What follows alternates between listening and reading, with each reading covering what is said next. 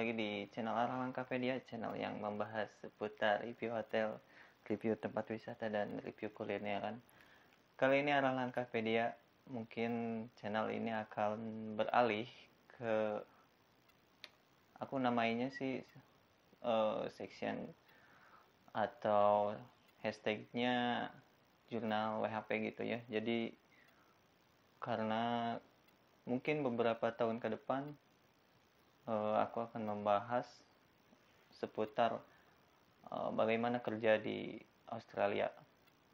Oke, karena kemarin video pertamanya udah up yang tutorial naik pesawat dari Jakarta tujuannya ke Sydney spesifik.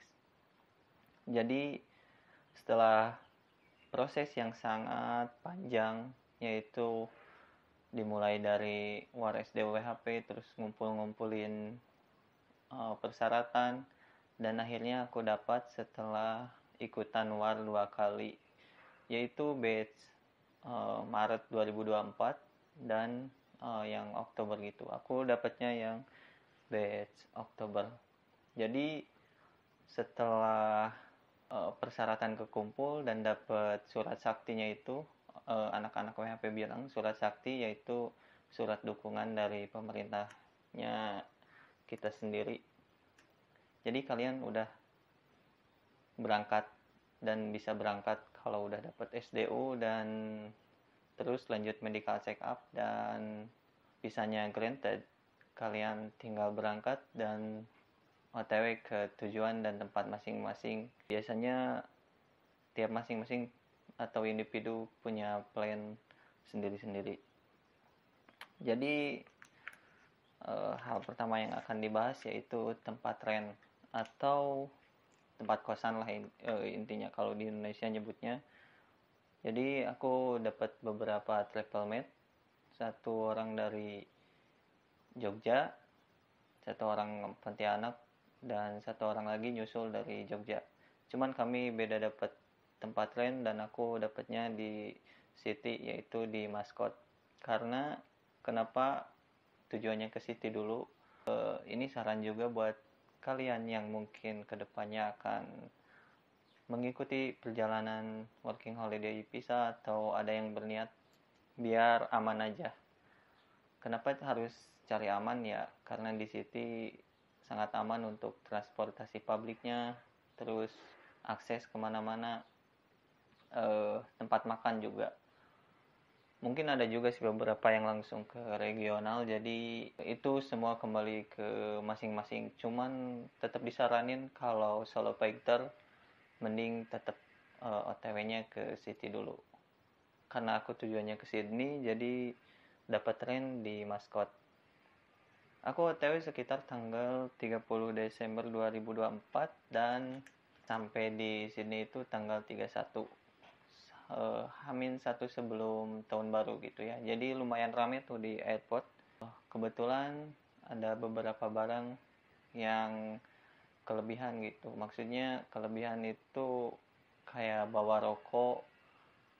Itu juga kembali ke hoki-hokian karena lebih dari 5 bungkus gitu. Waktu itu gak dicek sama sekali dan gak dibuka, mungkin karena lagi rame.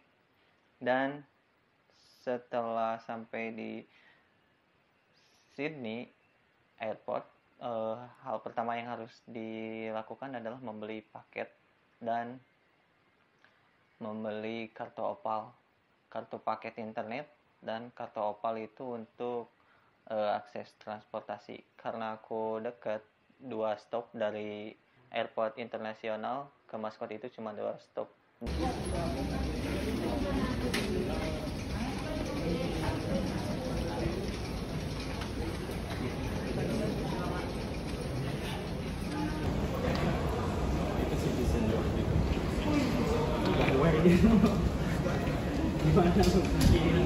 Kok di negara kita gak ada?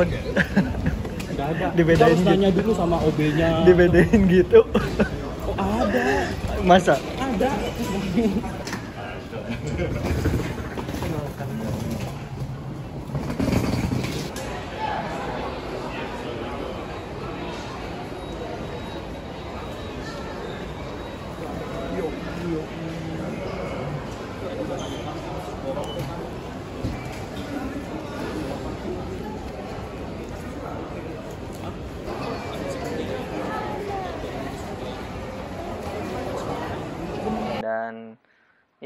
terjadilah drama pertama, yaitu landlordnya lagi pada kerja dan susah dihubungin karena arrive di airport Sydney-nya itu jam 11 siang dan mereka lagi pada kerja waktu itu karena lagi jam kerja, jadi aku harus nunggu sampai jam 5 sorean.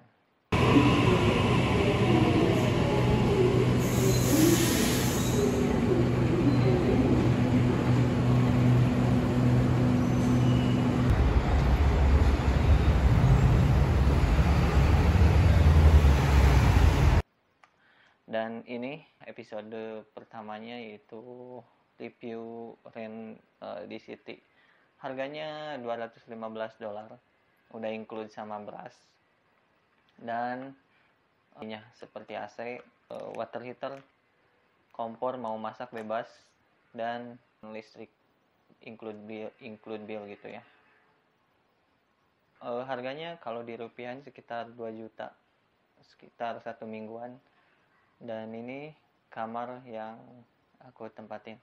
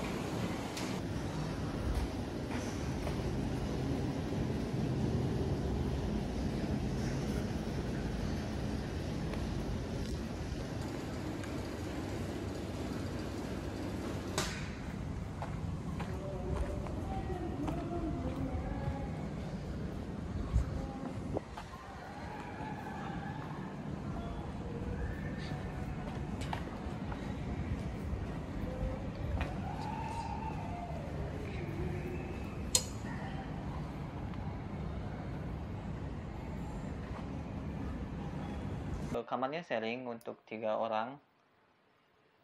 Sebenarnya yang punyanya itu ada 5 orang karena ada 2 kamar, satu kamar gede dan satu ruangannya itu disewain gitu ya.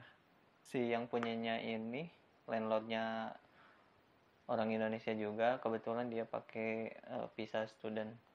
First impression di kota maskot itu ternyata enak, dan ternyata maskot itu adalah domisili dari orang-orang Indonesia yang di City. Kebanyakan yang di maskot itu orang Indonesia gitu ya, jadi gak terlalu susah sih.